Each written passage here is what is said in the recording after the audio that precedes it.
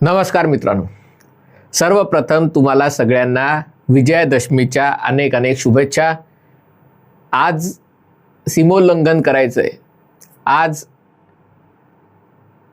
नवीन ज्याला युद्ध, धर्मयुद्ध, ज्याच्यातनं आपल्याला विजय मिळवायचा आहे त्याच्या त्या अभियानाची सुरुवात आजच्या दिवशी लोक करतात। पण हे करताना तुमचा शत्रू कोण आहे हे आधी माहिती असणं आवश्यक आहे।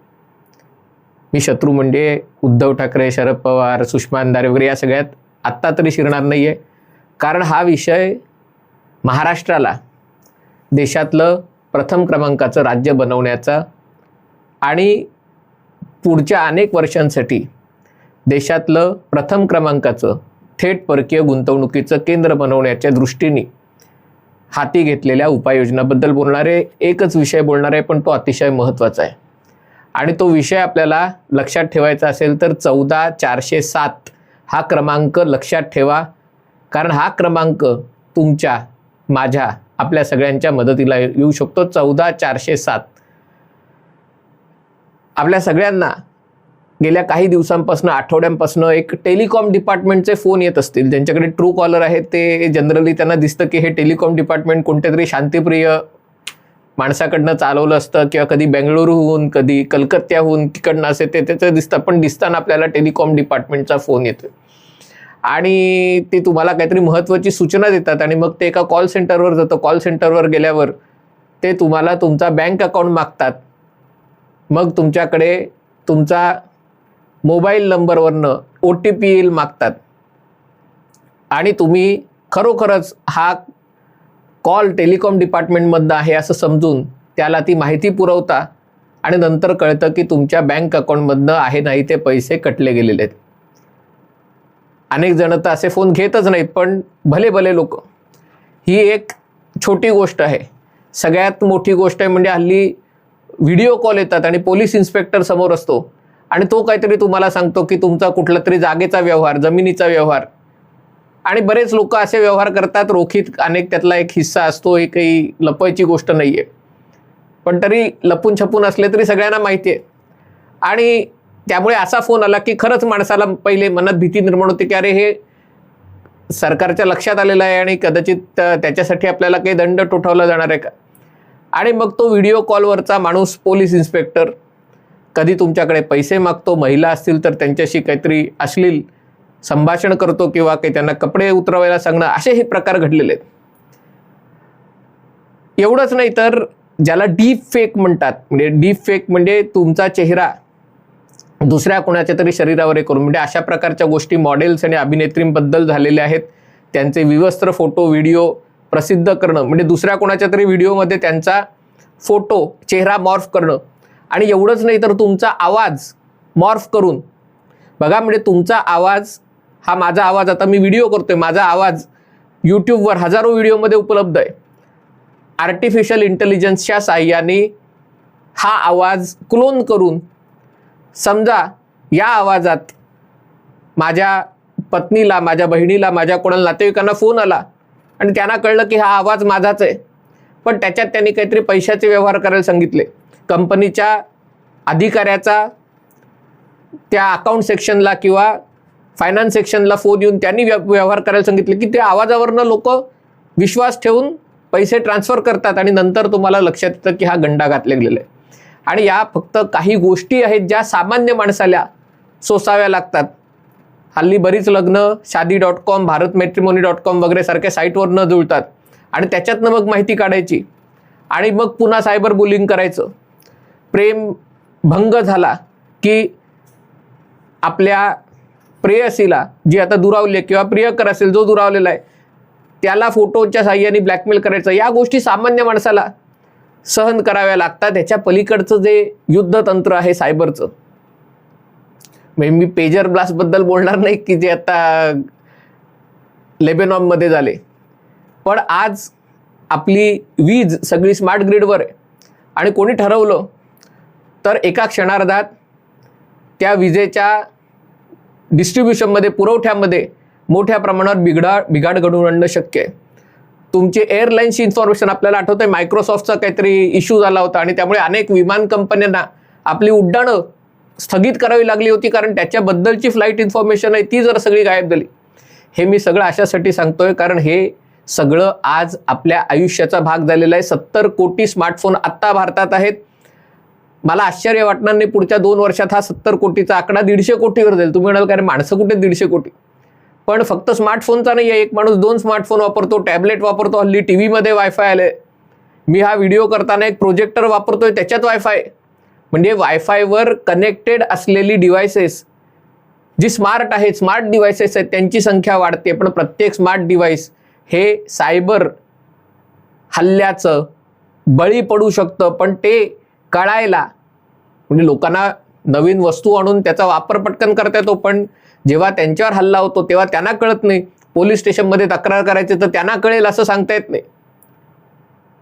आणि या सगळ्या गोष्टी तुमच्या राज्याचा, तुमच्या देशाच्या मध्ये येणाऱ्या गुंतवणुकीला, उद्योगधंद्यांना प्रभावित करू शकतात. आणि हे जर भारतात कोणी ओळखलं असेल, जे जसं चंद्राबाबू नायडूंनी ओळखलंय तसं ते आज देवेंद्र फडणवीसांनी ओळखलं. हे सांगायचं कारण म्हणजे काल 11 ऑक्टोबरला महाराष्ट्र सायबरच्या एक्सलन्स सेंटरचं महापे येथे मिलेनियम बिझनेस पार्क इथे लोकार्पण झालेलं आहे.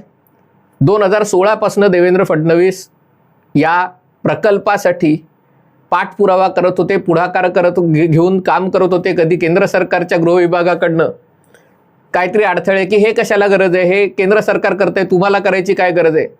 आणि 2019ला जगातले सगळ्यात कार्यक्षम मुख्यमंत्री महाराष्ट्राला लाभले. त्यांनी हे प्रोजेक्ट हाणून पाडलं, कारण स्थगिती सम्राटांनी ज्या ज्या गोष्टींना स्थगिती दिली त्यातली ही देखील एक गोष्ट होती की ज्याच्यात राज्याच्या भल्याचा विचार न करता की उगाच एवढ्या कोट्यवधी रुपयांची काय गरज आहे, आमचं रिक्षा सरकार आहे, आम्हाला रिक्षा चालवायची, बुलेट ट्रेन नको आहे आम्हाला.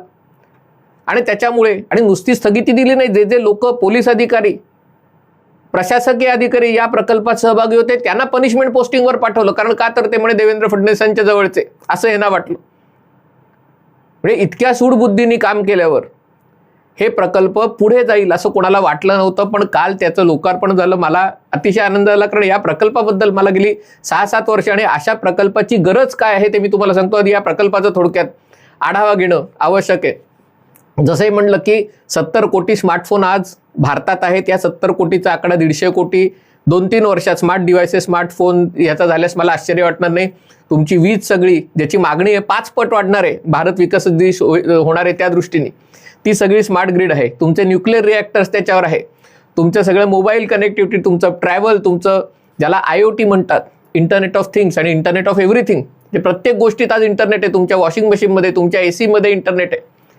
आणि या सगळ्याचा वापर जसे भामटे गुन्हेगार करतात तसाच तो वापर दहशतवादी करू शकतात. तो वापर अन्य देशाच्या लष्कराकडनं चालवल्या जाणाऱ्या संस्थाही करू शकतात. आणि त्याचं संरक्षण कसं करायचं हे जसं तुम्हाला राष्ट्रीय स्तरावर त्याचं प्रशिक्षण, त्याची तयारी आवश्यक आहे, तशी ती राज्यात आणि नंतर जिल्ह्यात आवश्यक आहे. आता महाराष्ट्रात हे जे केंद्र होतंय त्याच्यामध्ये या सगळ्या गोष्टींची सोय केली गेलेली आहे. आणि म्हणून ही अतिशय चांगली गोष्ट आहे. सामान्य माणसांना अशा प्रकारची अडचण आली की 14407 या क्रमांकावर फोन करून तुम्हाला 24 तासात एक अंतरिम की काय झालंय, सुशील कुलकर्णींचंच यूट्यूब अकाउंट, बिअर बायसेप्सचं त्यांचं यूट्यूब अकाउंट हॅक झालं होतं, सगळे व्हिडिओ डिलीट करण्यात आले होते. अशा गोष्टीही होऊ शकतात. कोणाचे पैसे लंपास करण्याची गोष्ट होऊ शकते. पण असं झालं तर 14407 वर फोन करायचा आहे.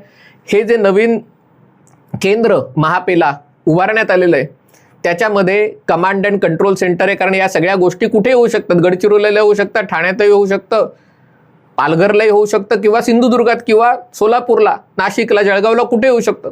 या सगळ्याचं एक कमांड अँड कंट्रोल सेंटर ज्याच्यातनं तुम्ही जिल्हा पातळीवर पोलीस स्टेशनला अधिकाऱ्यांना ज्यांना तुम्ही जोडले जाऊ शकता, हे कमांड अँड कंट्रोल सेंटर आहे. याच्यामध्ये टेक्नॉलॉजी असिस्टेड इन्व्हेस्टिगेशन म्हणजे गुन्हा कोणत्या स्वरूपाचा आहे, कारण सायबर गुन्हा आहे का सगळं एकाच प्रकारचं नसतं. त्याच्यामध्ये फिशिंग आहे, त्याच्यामध्ये मालवेअर आहे, त्याच्यामध्ये रॅन्समवेअर आहे, त्याच्यामध्ये तुमचं अकाउंट लॉक करण्याचे म्हणजे अनेक प्रकार आहेत. सायबर बुलिंग आहे त्याच्यामध्ये. तर तुमचा गुन्हा कसा घडला, त्या गुन्ह्याला कोणत्या प्रकारचं तंत्रज्ञान, ते तंत्रज्ञान कोणत्या, कारण हे सगळं काही सरकारकडे नाही आहे. यातल्या अनेक गोष्टी भारतीय आणि बऱ्याचशा कंपन्या जागतिक कंपन्यांकडे अमेरिकन कंपन्यांकडे, इस्रायली कंपन्यांकडे, सिंगापूरच्या कंपन्यांकडे. तर त्यातलं कुठलं सोल्युशन वापरायचं हे कळणारं ते टेक्नॉलॉजी असिस्टेड इन्व्हेस्टिगेशन, कारण ते तपास या तंत्रज्ञानावर आधारित असला पाहिजे, त्याचं एक केंद्र आहे. याच्यामध्ये सर्ट आहे. या सर्टसाठीच किती वर्ष प्रयत्न चालू होते. सर्ट म्हणजे इमर्जन्सी रिस्पॉन्स टीम. आणि त्यामुळे जेव्हा अशा प्रकारे काही गुन्हा घडतो किंवा हल्ला होतो तेव्हा त्याची तात्काळ त्याच्या प्रतिकार कसा करायचा त्याची यंत्रणा तुमच्याकडे असली पाहिजे.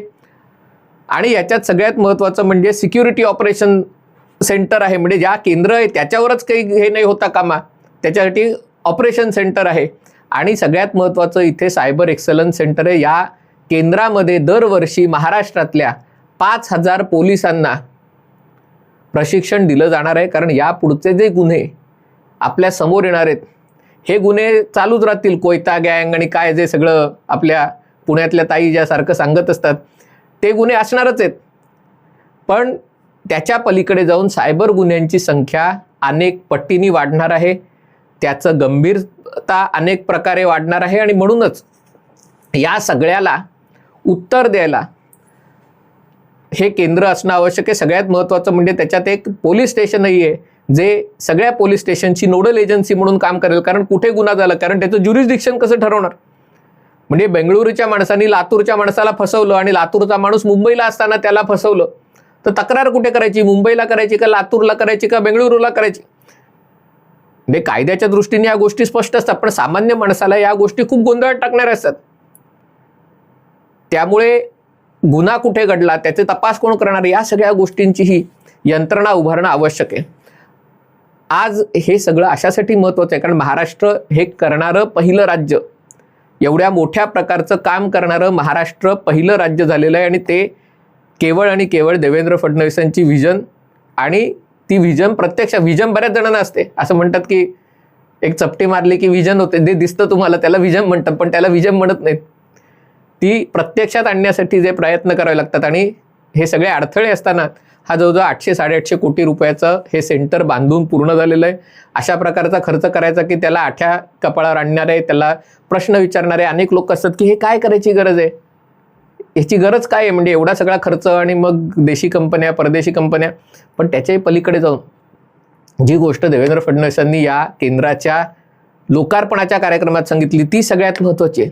त्यांनी सांगितलं की हे केंद्र फक्त एक केंद्र राहता कामा नये, की सरकारी विभाग असल्यासारखंचं काम होता कामा नये. भविष्यात हे एक कॉर्पोरेशन व्हायला पाहिजे. म्हणजे ही एक कंपनी सरकारी असली तरी, जसं नवी दिल्लीला मेट्रो बांधली आणि नंतर ते मेट्रो रेल कॉर्पोरेशन झालं आणि ते मेट्रो कॉर्पोरेशन आज देशभरात अनेक ठिकाणी मेट्रोचं काम आहे त्याच्यात ते सल्लागार म्हणून काम करत येते. त्याच्यात ते मेट्रो बांधायला पुढे येत आहे. जगभरातल्या विकसनशील देशांना मेट्रोचं काम करायचं असेल तिकडे दिल्ली मेट्रो त्यांना मदत करायला पुढे येत आहे. आणि सायबरच्या बाबतीत अन्य राज्यांच्या बरेच पुढे राहून महाराष्ट्राने हे केलेलं आहे. महाराष्ट्रासाठी हे आवश्यकही आहे. जी गोष्ट तुम्हाला सगळ्यांना आत्तापर्यंत माहिती असायला पाहिजे, कारण देशात जी परकीय गुंतवणूक येते त्यातली अर्ध्याहून जास्त गुंतवणूक महाराष्ट्रात येते.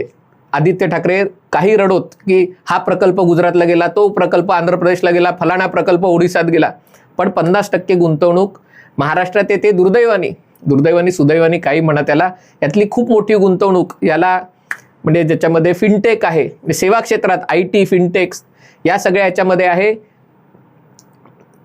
जे देवेंद्र फडणवीसांनी अर्णव गोस्वामीला दिलेल्या मुलाखतीत सांगितलं, कदाचित त्याच्यावर वेगळा व्हिडिओ करावा लागेल.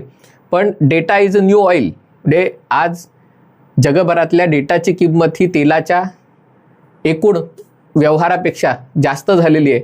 आणि हा डेटा ज्या डेटा सेंटरमध्ये स्टोअर होतो, भारतातली 60% डेटा सेंटर महाराष्ट्रात आणि मुख्यतः नवी मुंबईत आहेत. आणि इथेच हे केंद्र येत आहे. सेमीकंडक्टर इंडस्ट्री मोठ्या प्रमाणावर येत आहे. आर्टिफिशियल इंटेलिजन्स क्षेत्र मोठ्या प्रमाणावर वाढत आहे. आणि ते बघता अशा प्रकारच्या संस्था का आवश्यक आहेत. एक छोटं उदाहरण म्हणून सांगतो, म्हणजे काही तुलना करायची काही गरज नाही आहे, पण इस्रायल या देशाने 2008-9ला सायबर सिक्युरिटीमध्ये काम करायला सुरुवात केली. तेव्हा कोणालाही, कदाचित पंतप्रधान बेंजामिन नेतान्याहूनही माहीत नव्हतं की सायबर सिक्युरिटी काय, कारण तेव्हा नुकताच कुठे आयफोन आला होता. तोपर्यंत आपण सगळे नोकिया आणि याचे फोन वापरत होतो. आणि कम्प्युटर म्हणजे इंटरनेटही फारसं पुढे आलं नव्हतं. 2 MBPS 4 MBPSची लाईन होती. आणि त्यावेळेला जेव्हा त्यांनी काम करायला सुरुवात केली, आज जवळपास याला 15 वर्ष झालेली आहेत. 15 वर्षांनी आज इस्रायलची जवळजवळ अर्धी निर्यात ही एकट्या सायबर क्षेत्रात नव्हती. अब्जावधीची गुंतवणूक सायबर क्षेत्रात येते आणि त्यामुळे तुम्हाला राज्य पुढे न्यायचं असेल तर तुम्हाला इतरांच्या आधी येणारा भविष्य काळ बघावा लागतो, ओळखावा लागतो आणि नुसका ओळखून नाही, त्याच्यात काम करावं लागतं. या कामात अडथळे आणणारे बरेच लोक असतात, विरोधक तर असतातच, पण स्वतःच्या सरकारमधलेही सरकारी अधिकारी असतात की ज्यांना काड्या घालणं एवढंच त्यांचं काम असतं अनेकदा. आणि त्यामुळे अशाही शक्ती, ज्ञात अज्ञात शक्ती असतात, त्यांना काहींना सोबत घेऊन काहींचा विरोध ओलांडून तुम्हाला पुढे जायचं असतं. हे केंद्र ते काम करेल. त्याचं 15 तारखेला औपचारिक, हे जे 11 तारखेला सॉफ्ट लॉन्च झालं, कदाचित आचारसंहिता लागणार आहे म्हणून ते झालं असेल, पण 15 तारखेला त्याचं लोकार्पण होणार आहे. प्रत्यक्षात त्याचं काम सुरू होणार आहे. देवेंद्र फडणवीसांनी सांगितलं की या 14,407 हा नंबर फार चांगला नाही, तो बदलला पाहिजे. पण तो जेव्हा बदलला जाईल तेव्हा तो नंबर लक्षात ठेवा, तोपर्यंत हा नंबर लक्षात ठेवा. पण लक्षात ठेवायची गोष्ट ही की जर महाराष्ट्राला पुढे जायचं असेल तर अशा प्रकारच्या ज्या गोष्टी आहेत की ज्यात तुम्ही इतर राज्यांपेक्षा पुढे जाणार असाल, त्या गोष्टींमध्ये महाराष्ट्र सगळ्यात पहिले त्याच्यात प्रवेश करणं आणि पुढे जाणं आवश्यक आहे. आणि त्याचं जर श्रेय कोणाला द्यायचं असेल तर हे श्रेय निसंशय देवेंद्र फडणवीसांना देणं आवश्यक आहे. हा व्हिडिओ आपल्याला आवडला असेल तर कृपया लाईक करा, शेअर करा आणि हे चॅनल सबस्क्राईब करा एवढीच विनंती आहे. तुर्तास इथेच थांबतो. पाहत रहा MH48.